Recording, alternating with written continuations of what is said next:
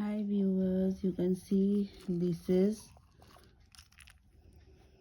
almonds and black dry grapes, kishmish, and this is khajur, almonds, and this is this kaju over here.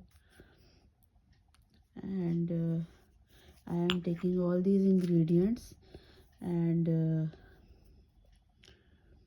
making chura of this, and I will make dry fruit milk because I have cold.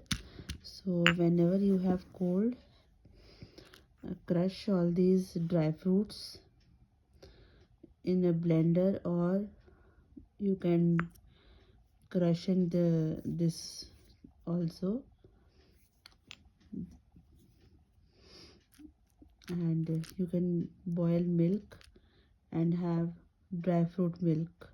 In next video I will show dry fruit milk to you. Now I am crushing the almonds and the dry fruits, and I will make dry fruit milk for cold.